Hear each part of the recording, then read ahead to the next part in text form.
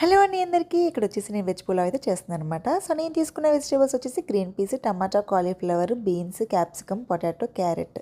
So మీ దగ్గర మీకు చాయిస్ ఆఫ్ వెజిటేబుల్స్ మీరు తీసుకోవచ్చు. మ్యారినేషన్ కోసం వచ్చేసి సాల్ట్, కొంచెం పసుపు, కారం, అందులోనే నేను గరం మసాలా, కసూరి మేతి, ధనియాల పొడి, జీలకర్ర పొడి, పెరుగు, అల్లం వెల్లుల్లి పేస్ట్, పచ్చిమిరపకాయలు, ఘీ, ఇంకా ఫ్రెష్ క్రీమ్ వేసుకున్నాను. ఫ్రెష్ క్రీమ్ అనేది ఆప్షనల్. ఇంకా కొంచెం ఒక నిమ్మకాయని కూడా స్వీట్ చేసేసుకున్నాను.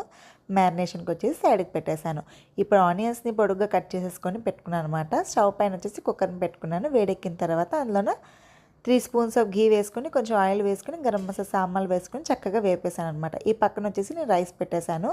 సో ఆయిల్ వేడెక్కిన తర్వాత ఆనియన్స్ కూడా, పచ్చిమిరపకాయలు వేసుకొని, అల్లం వెల్లుల్లి పేస్ట్ కొంచెం, ఇంకొంచెం పుదీనా ఉంటే కొత్తిమీర వేసుకొని ఫ్రై చేసుకుంటే ఫ్లేవర్ మంచిగా ఉంటుంది. ఇప్పుడు మ్యారినేట్ చేసుకునే వెజిటేబుల్స్ని కుక్కర్లో వేసేసుకొని కొంచెం ఉడికినంతసేపు వాటర్ అంతా వచ్చినంత వరకు కొంచెం పెట్టేసాను బాయిలింగ్. కానీ ఈ రైస్లో నేను వచ్చేసి నార్మల్ రైస్ తీసుకున్నాను కదండి, అందులో గరం మసాలా సామాన్లు, కొంచెం అల్లం వెల్లుల్లి పేస్ట్, సాల్ట్, ఆయిల్ వేసి కొంచెం పలుకులాగా ఉండేట వరకు ఉడకబెట్టుకున్నాను అనమాట. ఉడికిన తర్వాత దమ్ అయితే పెట్టేశాను. ఇలా లేయర్లుగా వేసి పైన కొత్తిమీర జల్లుకొని, ఇక ఘీ వేసేసుకొని కొంచెం ఇలా గరం మసాలా జల్లుకుంటే బాగుంటుంది. దమ్ అయిపోయిన తర్వాత చాలా బాగా వచ్చిందండి. ఈ వింటర్లో మంచి ఫ్రెష్ వెజిటేబుల్స్ వస్తాయి కదండి, ఇలా చక్కగా ట్రై చేసుకోవచ్చు అనమాట. పిల్లలు కూడా ఇష్టంగా తింటారు. టేస్ట్ కూడా చాలా